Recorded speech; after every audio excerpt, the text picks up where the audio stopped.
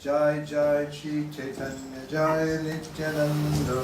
Jai Jai Shri Chaitanya Jai Nityananda. Jai Advaita Chandra Jaya Gaura Bhakta Vrinda. Jai Advaita Chandra Jaya Gaura Bhakta Vrinda. What happened? You're outside people's party. You got to do some recruiting now. Welcome back, everybody. Sorry for the break in the action. And we're taking up the reading of the Sri Chaitanya Charitamrita, where we left off yesterday. And we're starting with Madhya Leela, chapter 20. The Lord instructs Sanatana Goswami. We're at text number 58. Agree or disagree? Agree. Agree? I don't think we did 57, did we? You don't think we did 57? I don't remember reading his report. Oh, Yeah, yeah. we did 57. Huh? 57. Yeah, You read the We're on same. 57? Yeah. Okay. Bhavad Vida, we read the Sanskrit, that's why. Bhavad Vida Bhagavatas Tirtha Bhuta Swayam Vibho Tirtha Kurvanti Tirthani Swantak Stana Gadabrata. Saints of your caliber are themselves places of pilgrimage. Because of their purity, they are constant companions of the Lord, and therefore they can purify even the places of pilgrimage. This verse was spoken by Maharaj Yudhishthira to Vidura in Srimad Bhagavatam 1.13.10. Vidura was returning home after visiting sacred places of pilgrimage, and Maharaj Yudhishthira was receiving his saintly uncle. In essence, Maharaj Yudhishthira was saying, "My dear Lord Vidura, you yourself are a holy place because you are an advanced devotee.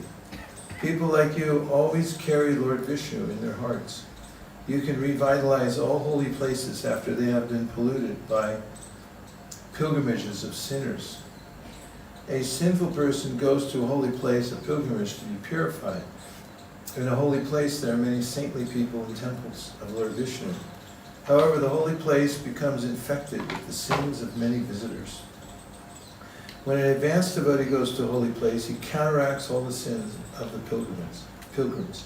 Therefore, Maharaj Yudhishthira addressed Vidura in since an advanced devotee carries Lord Vishnu within his heart, he is a moving temple and a moving Vishnu. An advanced devotee does not need to go to holy places, for wherever he stays is a holy place. In this connection, Narottam Das Thakur states, Tirtha Yatra Parishrama Kevala Manera Brahma. Visiting holy places is simply another type of bewilderment. Since an advanced devotee does not need to go to a holy place, why does he go? The answer is that he goes simply to purify the place. Na me bhaktash chaturvedi mad bhakta shwapacha priya tasmai deyam dato grahyam sacha pujo yata yayam. Lord Krishna said, even though a person is a very learned scholar of the Sanskrit Vedic literatures, he is not accepted as my devotee unless he is pure in devotional service. However, even though a person is born in a family of dog-eaters, he is very dear to me if he is a pure devotee who has no motive to enjoy fruit of activity or mental speculation. Indeed, all respect should be given to him, and whatever he offers should be accepted. Such devotees are as worshipable as I am. Purport: this verse is included in the Hari Bhakti Vilas compiled by Sanatana Goswami. Viprad Vishad Guna Yata Ravinda Nava Padaravinda Vimukat Swapacham Varishtam Manyeta Arpitamano Vachanehi Tarta Pranam Punati Sakulam Natu Burimanaha. One may be born in a Brahmana family and have all 12 Brahminical qualities. But if he is not devoted to the lotus feet of Lord Krishna, who has a navel shaped like a lotus, he is not as good as a Chandala who has dedicated his mind, words, activities, wealth, and life to the service of the Lord. Simply to take birth in a Brahmana family or to have Brahminical qualities is not sufficient. One must become a pure devotee of the Lord. If the Shwapacha or Chandala is a devotee, he delivers not only himself but his whole family. Whereas a Brahmana who is not a devotee but simply has Brahminical qualifications cannot even purify himself, what to speak of his family. This verse was spoken by Prahlad Maharaj in Srimad Bhagavatam 7.9.10. A Brahmana is supposed to be qualified with 12 qualities as stated in the Mahabharata. A Brahmana must be perfectly religious, he must be truthful, and he must be able to control his senses.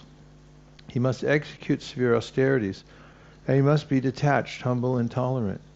He must not envy anyone, and he must be expert in performing sacrifices and giving whatever he has in charity. He must be fixed in devotional service and expert in the knowledge of the Vedas.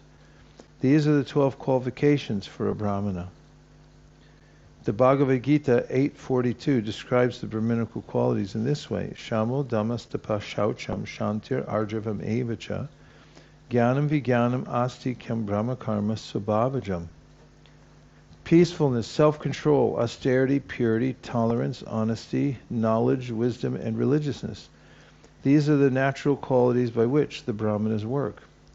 In the Muktapala Tika, where? It is said, Shamo damastapa shaucham shantir arjava viraktaya jnana vijnana santosha satyastike dvishad guna. Mental equilibrium, sense control, austerity, cleanliness, tolerance, simplicity, detachment, theoretical and practical knowledge, satisfaction, truthfulness, and firm faith in the Vedas are the 12 qualities of a Brahmana. Good qualities.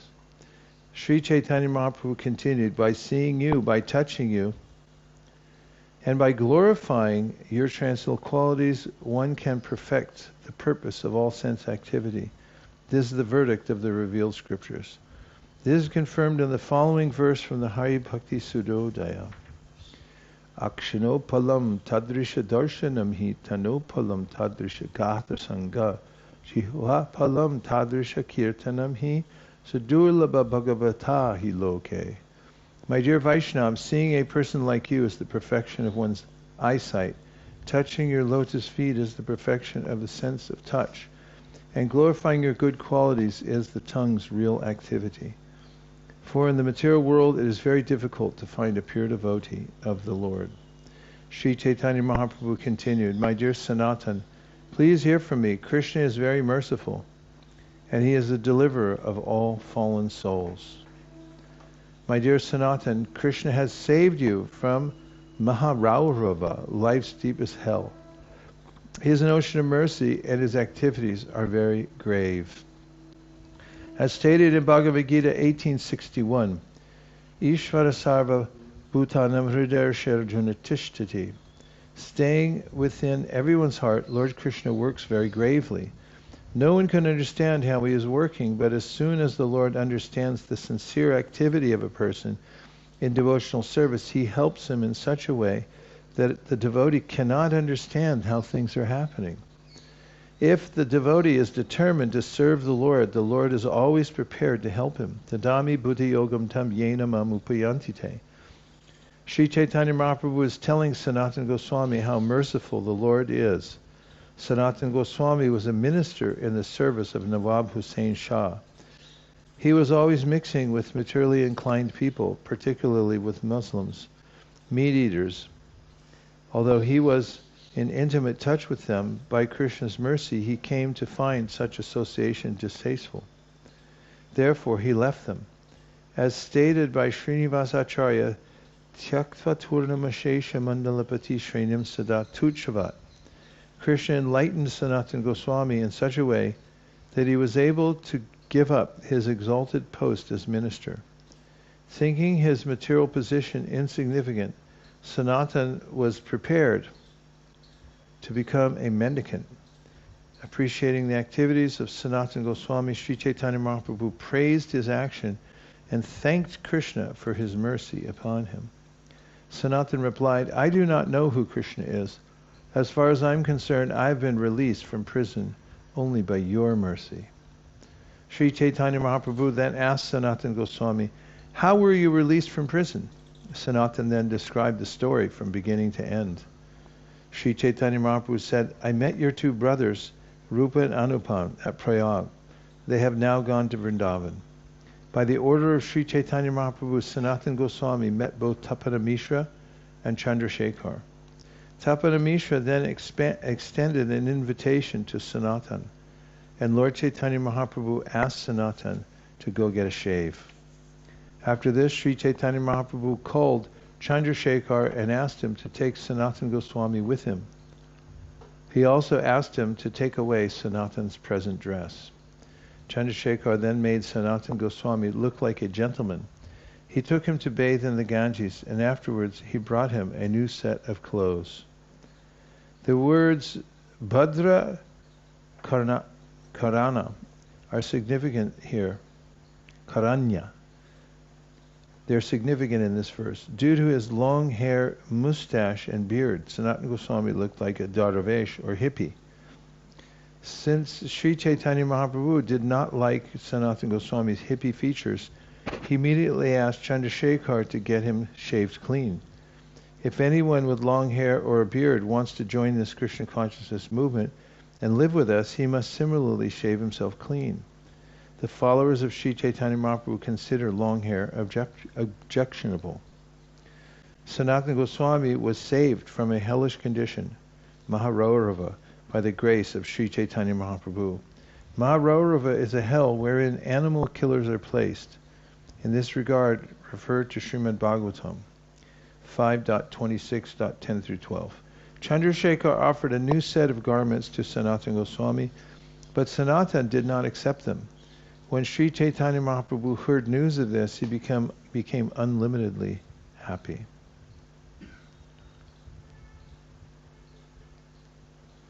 After bathing at noon, Sri Chaitanya Mahaprabhu went to the house of Tapana Mishra for lunch. He took Sanatana Goswami with him. After washing his feet, Sri Chaitanya Mahaprabhu sat down for lunch. He asked Tapana Mishra to supply Sanatana Goswami lunch also. Tapana Mishra then said, Sanatana has some duty to perform. Therefore, he cannot accept lunch now. At the conclusion of the meal, I shall supply Sanatana with some remnants. After eating, Sri Chaitanya Mahaprabhu took rest for a while. Tapana Mishra then gave Sanatana Goswami the remnants of food left by Lord Chaitanya Mahaprabhu. When Tapana Mishra offered Sanatana Goswami a new cloth, he did not accept it. Instead, he spoke as follows. If you want to give me some cloth according to your desire, please give me an old cloth you have used. When Tapana Mishra gave Sanatana Goswami a used dhoti, Sanatana immediately tore it into pieces to make two sets of outer cloth and underwear. When Chaitanya Mahaprabhu introduced the Maharashtrian Brahmin to Sanatana, the Brahmin immediately invited Sanatana Goswami for full meals. The Brahmana said, My dear Sanatana, as long as you remain at Kashi, please accept lunch at my place. Sanatana replied, I shall practice the process of Madhukari.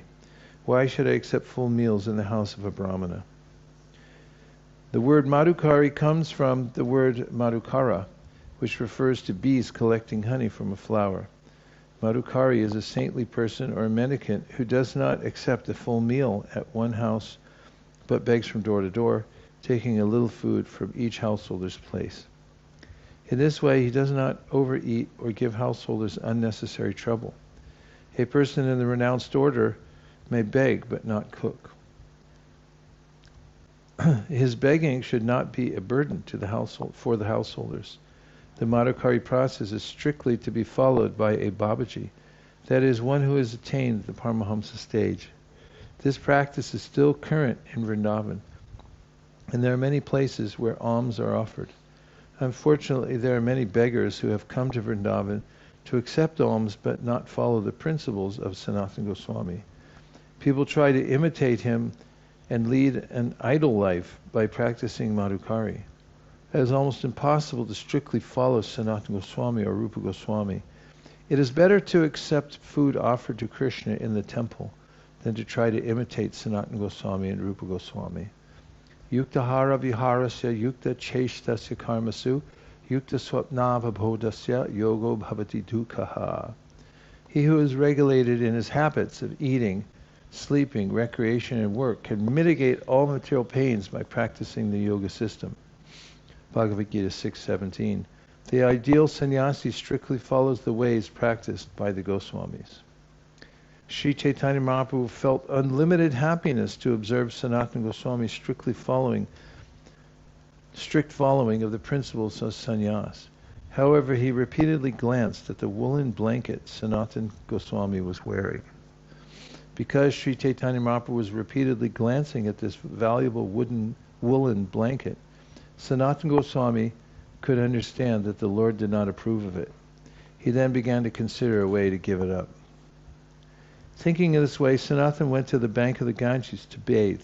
While there, he saw that a mendicant from Bengal had washed his quilt and spread it out to dry. Sanatana Goswami then told the Bengali mendicant, "My dear brother, please do me a favor. Trade me your quilt for this woolen blanket." The mendicant replied, "Sir, you are a very respectful gentleman. Why are you joking with me? Why would you trade your valuable blanket for my torn quilt?" Sanatana said, "I'm not joking. I'm speaking the truth. Kindly take this blanket in exchange for your torn quilt." Saying this, Sanatana Goswami exchanged the blanket for the quilt. He then returned to Sri Chaitanya Mahaprabhu with the quilt on his shoulder.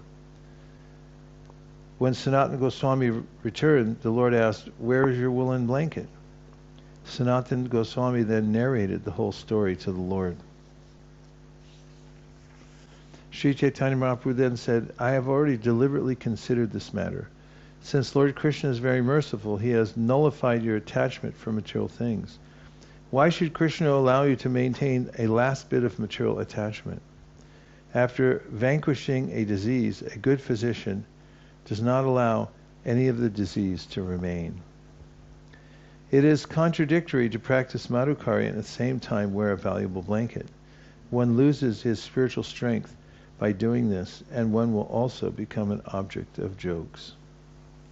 Sanatana Goswami replied, "The Supreme Personality of Godhead has saved me from sinful life of material existence. By his desire, my last piece of material attraction is now gone." Being pleased with Sanatana Goswami, Sri Chaitanya Mahaprabhu bestowed his causeless mercy upon him. By the Lord's mercy, Sanatana Goswami received the spiritual strength to inquire from him. Formerly, Sri Chaitanya Mahaprabhu had asked Ramananda Roy spiritual questions, and by the Lord's causeless mercy, Ramananda Roy could properly reply. Now, by the Lord's mercy, Sanatana Goswami questioned the Lord, and Lord Sri Chaitanya Mahaprabhu personally supplied the truth. Sri Chaitanya Mahaprabhu, the Supreme Personality of Godhead, personally told Sanatana Goswami about Lord Krishna's real identity. He also told him about the Lord's conjugal love, his personal opulence, and the mellows of devotional service. All these truths were explained to Sanatana Goswami by the Lord himself out of his causeless mercy. Putting a straw in his mouth and bowing down, Sanatana Goswami clasped the lotus feet of Sri Chaitanya Mahaprabhu and humbly spoke as follows. Sanatana Goswami said, "I was born in a low family, and my associates are all low-class men. I myself am fallen and am the lowest of men. Indeed, I have passed my whole life fallen in the well of sinful materialism." Actually, Sri Sanatana Goswami belonged to a Brahmana family because he belonged to the Saraswata division of the Brahmanas and was well cultured and well educated. Somehow or other he accepted a ministership in the Muslim government. Therefore he had to associate with meat eaters, drunkards, and gross materialists. Sanatana Goswami considered himself fallen, for in the association of such men he also fell victim to material enjoyment. Having passed his life in that way, he considered that he had wasted his valuable time. This statement about how one can become fallen in this material world is made by the greatest authority in the Gaudiya Vaishnava Sampradaya. Actually, the whole system is presently fallen. The whole world, rather. Actually, the whole world is presently fallen into material existence. Everyone is a meat eater, drunkard, woman hunter, gambler, and whatnot. That's WHATNOT. People are enjoying material life people are enjoying material life by committing the 4 basic sins. Although they are fallen, if they simply submit themselves to the lotus feet of Sri Chaitanya Mahaprabhu, they will be saved from sinful reactions. Sri Chaitanya Mahaprabhu ki. I do not know what is beneficial for me or what is detrimental. Nonetheless, in ordinary dealings, people consider me a learned scholar. And I'm also thinking of myself as such. Out of your causeless mercy, you have delivered me from the materialistic path. Now, by the same causeless mercy, please tell me what my duty is. Who am I? Why do the threefold miseries always give me trouble? If I do not know this, how can I be benefited? The threefold material miseries are miseries arising from the body and mind, miseries arising from dealings with other living entities, and miseries arising from natural disturbances. Sometimes we suffer bodily when we are attacked by a fever, and sometimes we suffer mentally when a close relative dies. Other living entities also cause us misery. They are living entities born of the human embryo, of eggs, perspiration, and vegetation. Miserable conditions brought about by natural catastrophes are controlled by the higher demigods. There may be severe cold or thunderbolts, or a person may be haunted by ghosts. These threefold miseries are always before us, and they entrap us in a dangerous situation. Padam padam yad vipadam. There is danger in every step of life. Actually, I do not know how to inquire about the goal of life and the process for obtaining it. Being merciful upon me, please explain all these truths. Sri Chaitanya Mahaprabhu said, Lord Krishna has bestowed his full mercy upon you so that all these things are known to you. For you, the threefold miseries certainly do not exist. Since you possess Lord Krishna's potency, you certainly know these things. However, it is the nature of a sadhu to inquire. Although he knows these things, the sadhu inquires for the sake of strictness.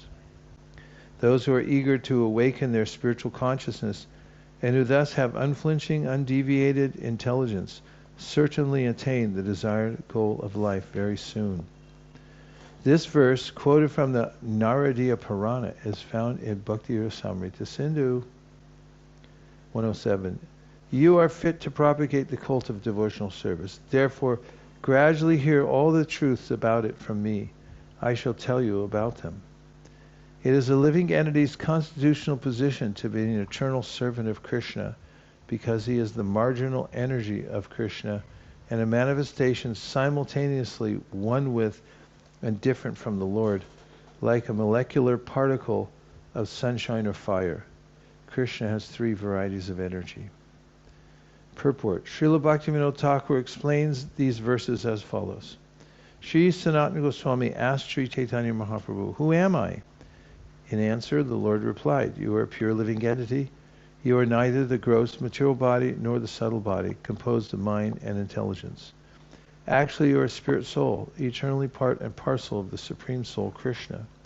Therefore, you are his eternal servant. You belong to Krishna's marginal potency. There are 2 worlds, the spiritual world and the material world, and you are situated between the material and spiritual potencies. You have a relationship with both the material and spiritual world. Therefore, you are called the marginal potency. You are related with Krishna as one and simultaneously different. Because you are spirit soul, you are one in quality with the Supreme Personality of Godhead. But because you are a very minute particle of spirit soul, you are different from the Supreme Soul. Therefore, your position is simultaneously one with and different from the Supreme Soul. The examples given are those of the sun itself and the sun particles of sunshine, the small particles of sunshine, and of a blazing fire and the small particles of fire. Another explanation of these can be found in Adi Lila chapter 2, verse 96. Ekadesha stitasyagnir jyotsna vistaraniyata parasya brahmana shaktis tatedam akilam jagat. From the Vishnu Purana. Just as the illumination of a fire, which is situated in one place, is spread all over, the energies of the Supreme Personality of Godhead, Parabrahman, are spread all over this universe.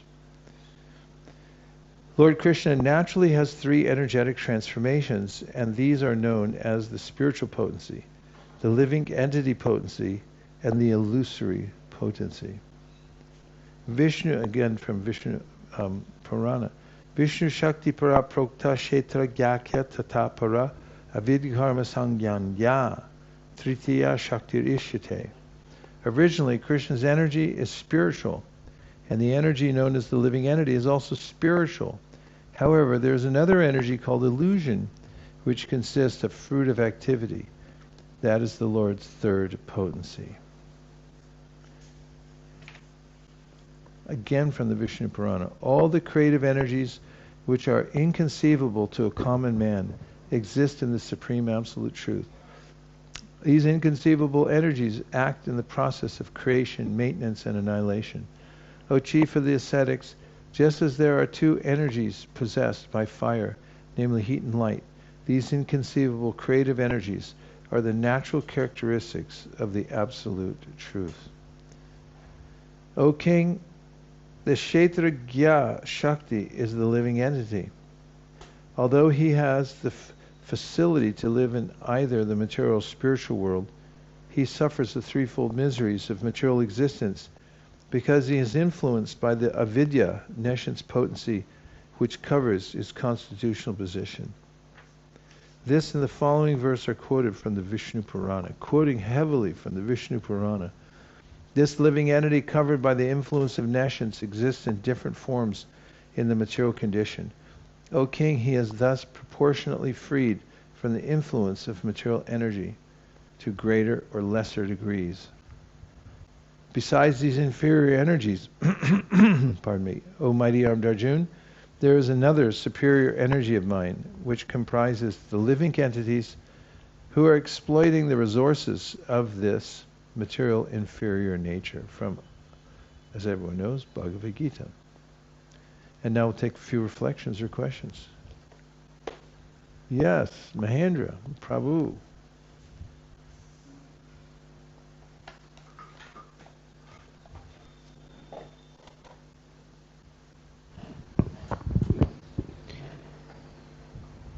It struck me how Chaitanya Mahaprabhu became unlimitedly happy, apara ananda. Just for small things, Sanatana didn't accept new set of dhoti, new clothes, and gave up his wooden blanket. And there is another instance, the same expression is mentioned, ananda para, unlimited happiness, when Raghunath Das Goswami also refused to take the money from his father. So, normally we expect this unlimited happiness to be from something more significant done by devotees, but it seems when they are situated properly, doing their duty in their ashram, it's a very pleasing for Lord Chaitanya. Please tell us, in your preaching, what makes you unlimitedly happy? What kind of things do you see in others, perhaps people that you're preaching to, that make you unlimitedly happy?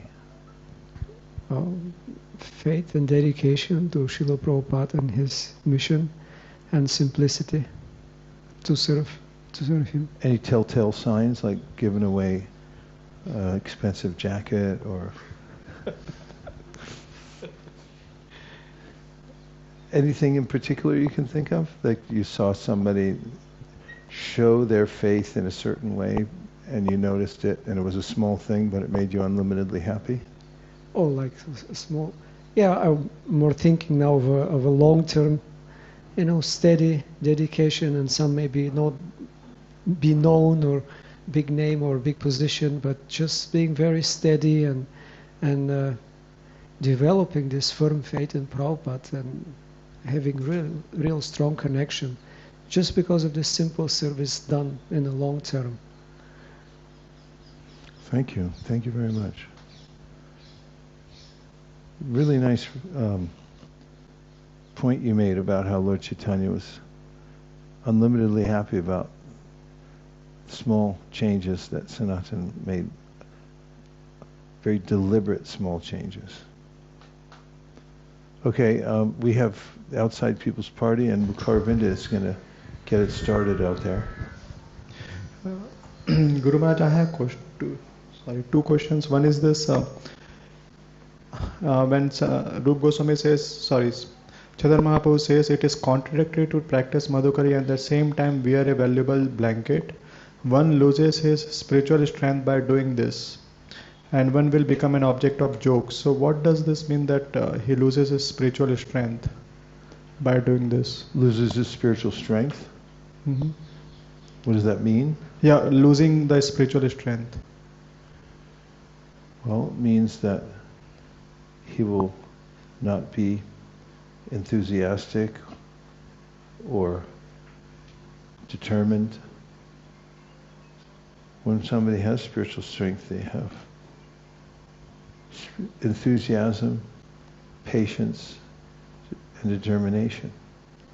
And when you lose spiritual strength, you lose your enthusiasm, your patience, and your determination, and your desire to associate with devotees.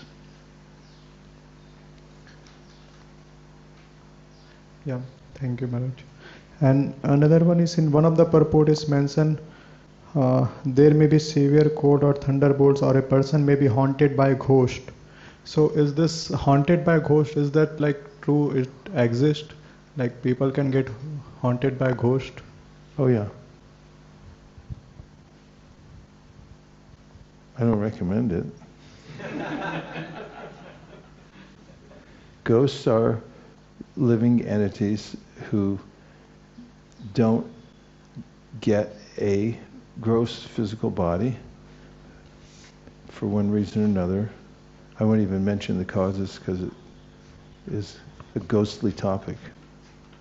But there are ways in which you can lose your connection to a gross physical body, and then you have the subtle senses that normally occupy physical body. You're missing part of the hardware that connects you to the material world. That's the experience the soul's trying to have, is that visceral connection to the material world. Trying to lord it over, enjoy it, taste it, try it out. But then you lose that part of your equipment, and you just have the subtle body, and you are full of desire or the urge to interact, but you're not able to. So ghosts sometimes try to occupy other people's bodies to get a little taste, a little tactile sense and connection to the material world.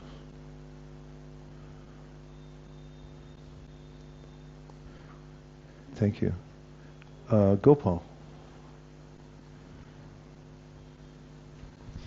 I was appreciating how Srila Prabhupada mentioned the standard of shaving. Yeah. Because sometimes that standard slips, I've noticed. There's one thing, devotees live outside, they have to work outside, or a devotee's doing some kind of vrata, but outside of that, the standard of shaving is very accepted. At least every fortnight. Sporting fancy schmancy facial hair, as one of my godbrothers calls it, getting your freak on. You know, weird styles come up, and it's foppery. It's following some fad. So there's tonsure, is an age-old process of sacrificing your hair. Srila Bhaktisiddhanta didn't allow people to bring a mustache into their initiation hall. And it's a big deal for some people because their whole culture is based on wearing a mustache. If they have a certain lineage where they all wore mustaches because they were part of a warrior caste or for some other reason, it's a big sacrifice. You'd think it's not a big deal but actually, when you join the military, you have to give up a few things too, and be disciplined. So no getting your freak on. That's done. No more freaky Fridays. Nanda.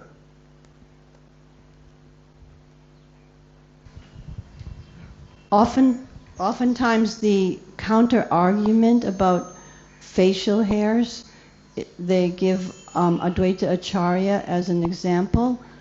Do you have an explanation or a counter argument that can be presented in that case? Because it often comes up. Well, I remember once there were two sannyasis. They called them the mean swamis because everyone saw them as very intense. And they were intense. And they also had a collecting party because they were trying to collect money for the building the temple in Vrindavan. And on their party, they had a deity of Ganesh. Well, they had their Gaurni Tidis and everything. They had Ganesh, so they started worshiping him. And when people saw senior devotees worshiping Ganesh, everybody started getting a Ganesh deity. And then somebody wrote to Prabhupada and said, can we worship Ganesh too? The mean swamis are doing it. And Prabhupada wrote back and he said, yes, if you can also give a minimum of $50,000 a month, then you can also worship Ganesh. But other than that, he didn't allow it. I mean, as far as Advaita Acharya goes, that's, if you can call Lord Chaitanya to come to the world, then maybe it's okay.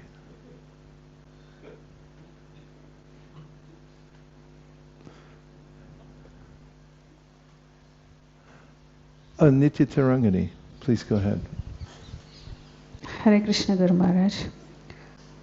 We have 26 devotees watching online today. Hare Hare! I have one reflection and one comment from yesterday afternoon session.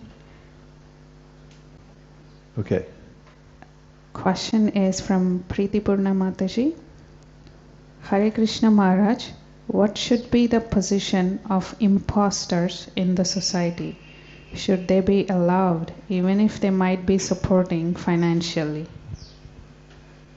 We'll have to get more of an information of what impostorship looks like. But in general, I mean, if somebody has a clandestine mission within our mission, we don't encourage that because we're a tight-knit organization and we follow the mood and methods of Prabhupada. If somebody else is trying to subvert that, it causes disturbance that is not productive, so we generally don't like imposters. But again, I'd like to hear what kind of imposters there are. But maybe if she means that somebody who's at heart not really a devotee but likes to be around devotees and wants to give money, it's hard to say. I'd have to know because what an imposter is in this context. Next is a reflection from Vamsuli Prabhu. Oh, Vamshuli, where are you? We're missing you. Go ahead. He's saying, Hare Krishna, dear Gurudev. In chapter 20, verse 45, Sanatan Goswami said, I shall leave immediately.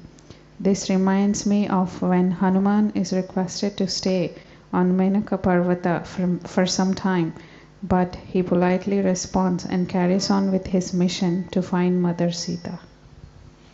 Yeah, leave immediately. Nice parallel. Fantastic. Thanks, Vamshuli. Okay, anyone else? Okay, we're back to it. Krishna Buli Se Jeev Anand Anadi Bahurmukh Ataiva Maya Tarideya Samsara Duk. Forgetting Krishna, the living entity has been attracted by the external feature from time immemorial. Therefore, the illusory energy, Maya, gives him all kinds of misery in his material existence. When the living entity forgets his constitutional position as an eternal servant of Krishna, he is immediately entrapped by the illusory external energy. The living entity is originally part and parcel of Krishna, and is therefore the superior energy of Krishna. He is endowed with inconceivable minute energy that works inconceivably within the body. However, the living entity, forgetting his position, is situated in material energy. The living entity is called the marginal energy because by nature he is spiritual, but out of forgetfulness he is situated in the material energy. Thus, he has the power to live either in the material energy or in the spiritual energy. And for this reason he is called marginal energy. Being in the marginal position, he is sometimes attracted by the external illusory energy, and this is the beginning of his material life. When he enters the material energy, he is subjected to the threefold time measurement: past, present, and future. Past, present, and future belong only to the material world. They do not exist in the spiritual world. The living entity is eternal, and he existed before the creation of this material world. Unfortunately, he has forgotten his relationship with Krishna. The living entity's forgetfulness is described herein as anadi, which indicates that it has existed since time immemorial. One should understand that due to his desire to enjoy himself in competition with Krishna, the living entity comes into material existence. You know, lately, because I'm chanting japa, I'm right across from the clock. I've been looking at the clock and wondering what it would be like if time stopped. What do you think it would be like? They just keep chanting?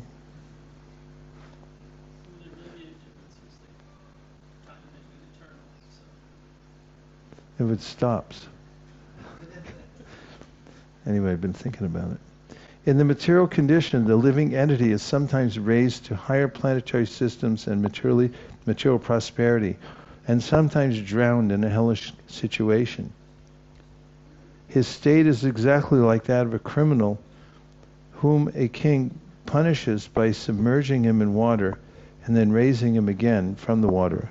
Of course, it says in the Brahma Samhita in that verse, Sriya Kanta Kanta Paramapurusha Kalpatarabo, that time is conspicuous by its absence. So time, there is no time factor. Why would you even have a clock then, right? You don't need one.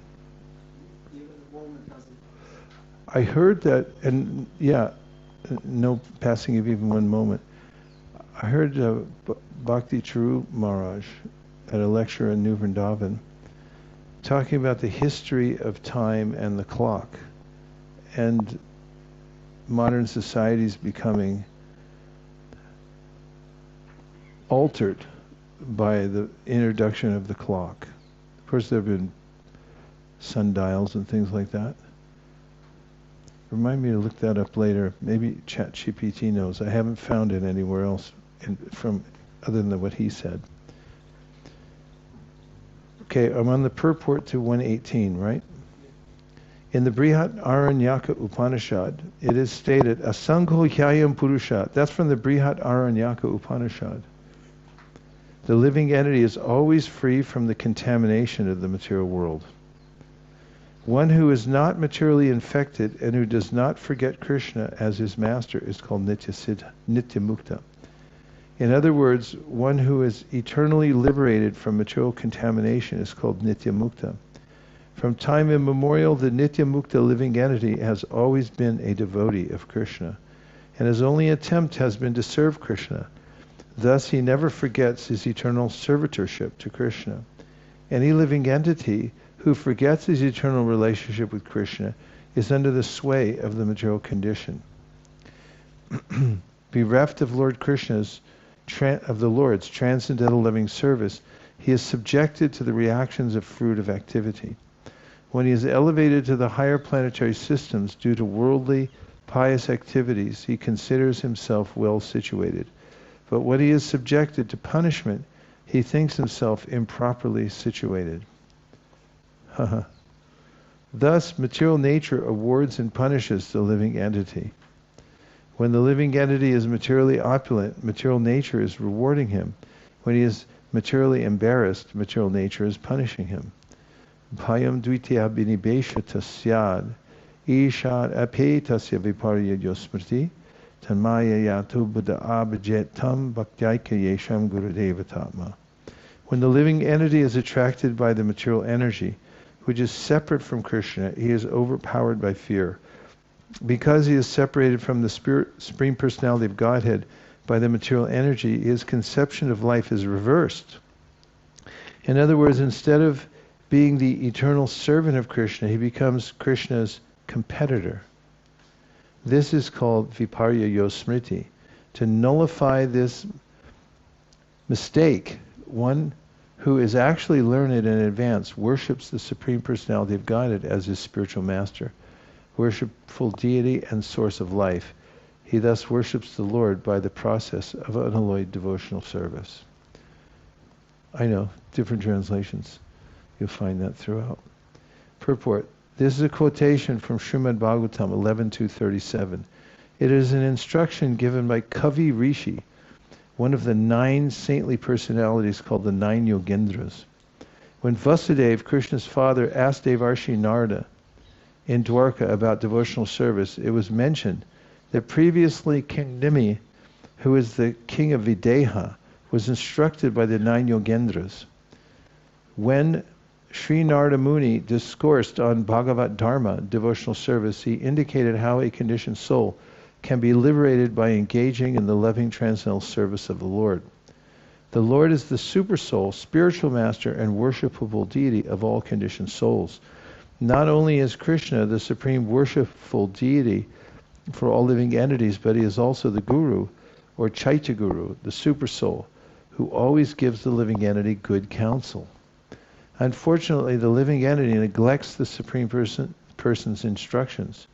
He thus identifies with the material energy and is consequently overpowered by a kind of fear resulting from accepting himself as the material body and considering paraphernalia related to the material body to be his property. All types of fruitive results actually come from the spirit soul, but because he has forgotten his real duty, he is embarrassed by many material consequences, such as fear and attachment. The only remedy is to revert to the service of the Lord and thus be saved from material nature's unwanted harassment. If the conditioned soul becomes Krishna conscious by the mercy of saintly persons who voluntarily preach scriptural injunctions and help him to become Krishna conscious, the conditioned soul is liberated from the clutches of Maya, who gives him up. Yay. A conditioned soul is one who has forgotten Krishna as his eternal master. Thinking that he is enjoying the material world, the conditioned soul suffers the threefold miseries of material existence. Saintly persons, sadhus, Vaishnava devotees of the Lord, preach Krishna consciousness on the basis of Vedic literature. It is only by their mercy that the conditioned soul is awakened to Krishna consciousness. When awakened, he is no longer eager to enjoy the materialistic way of life. Instead, he devotes himself to the loving transcendental service of the Lord. When one engages in the Lord's devotional service, he becomes detached from material enjoyment. Bhakti parishanu bhavo viraktir anyatra chaisa trika eka kala. This is the test by which one can tell whether he is advancing in devotional service. One must be detached from material enjoyment. Such detachment means that Maya has actually given up the conditioned soul.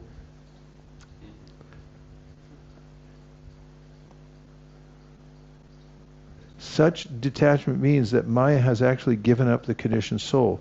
Liberation.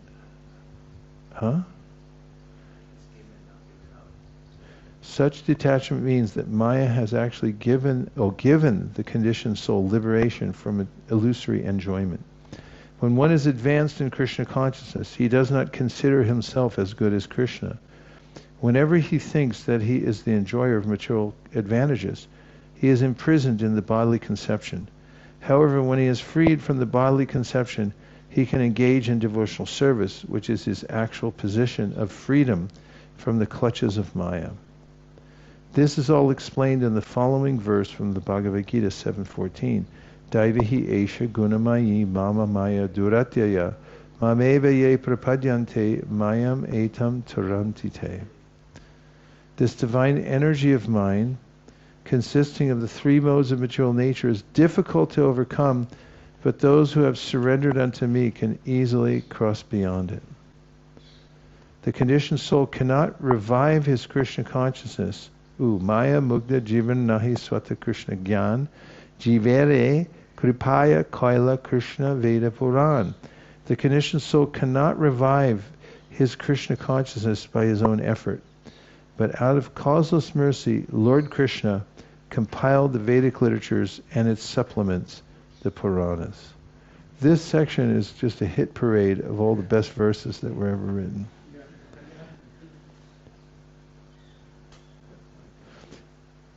A conditioned soul is bewildered by the Lord's illusory energy, Maya.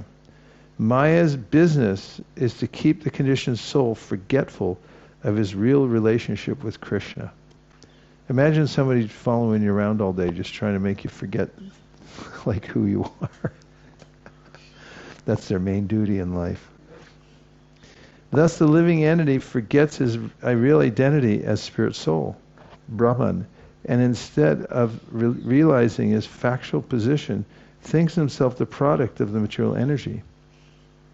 According to Srimad Bhagavatam 175, Yaya samohito jiva atmanam trigunatmakam paropi manute nartam tatkritam chabipadyate. Due to this external energy, the living entity, although transcendental to the three modes of material nature, thinks of himself as a material product and thus undergoes the reactions of material miseries. This is a description of Maya's action upon the conditioned soul. Thinking himself a product of the material energy, the conditioned soul engages in the service of the material energy in so many ways. He becomes the servant of lust, anger, greed, and envy. In this way, one totally becomes a servant of the illusory energy. Later, the bewildered soul becomes a servant of mental speculation. But in any case, he is simply covered by the illusory energy. Out of his causeless mercy and compassion, Krishna has compiled various Vedic literatures in his incarnation as Vyasadeva. Vyasadeva is a Shaktivesh avatar of Lord Krishna. He has very kindly presented these literatures to awaken the conditioned soul to his senses. Unfortunately, at the present moment, the conditioned souls are guided by demons who do not care to read the Vedic literatures. Although there are an immense treasure house of knowledge, people are engaged in reading useless literature that will give them no information on how to get out of the clutches of Maya. The purpose of the Vedic literatures is explained in the following verses. Shastra Guru Atma Rupe Apanare Janana Krishna Mor Prabhu Thrata Jivera Hoy Jnana. The forgetful conditioned soul is educated by Krishna through the Vedic literatures, the realized spiritual master, and the super soul. Through these he can understand the Supreme Personality of Godhead as he is, and he can understand that Lord Krishna is his eternal master and deliverer from the clutches of Maya. In this way one can acquire real knowledge of his conditioned life and can come to understand how to attain liberation. It really matches up, doesn't it? For anyone who happened to not be born into this but wandered into it by these very means of having the literature, then the spiritual master, and the super soul. Purport. Being forgetful of his real position, the conditioned soul may take help from Shastra, Guru, and the super soul within his heart. Krishna is situated within everyone's heart as the Supersoul, as stated in Bhagavad Gita 1861. The Supreme Lord is situated in everyone's heart, O Arjuna, and is directing the wanderings of all living entities, who are seated as on a machine made of the material energy. As the Shaktivesh avatar Vyasadeva, Krishna teaches the conditioned soul through the Vedic literatures. Krishna externally appears as the spiritual master and trains the conditioned soul to come to Krishna consciousness. When his original Krishna consciousness is revived, the conditioned soul is delivered from the material clutches. Thus, a conditioned soul is always helped by the Supreme Personality of Godhead in three ways: by the scriptures, the spiritual master, and the supersoul within his heart. The Lord is the deliverer of the conditioned soul and is accepted as the Supreme Lord of all living entities. Krishna says in Bhagavad Gita, Sarva dharman prityaja mam ekam sharanam vraja aham tvam sarva papebhyo mokshayishami masrucha. Abandon all varieties of religion, and just surrender to me. I shall deliver you from all sinful reaction. Do not fear. This same instruction is found throughout all Vedic literatures. Sadhu, Shastra, and Guru act as the representatives of Krishna, and the Krishna consciousness movement is also taking place all over the universe. Whoever takes advantage of this opportunity becomes liberated. We'll take a little break and come back here at 12 minutes after.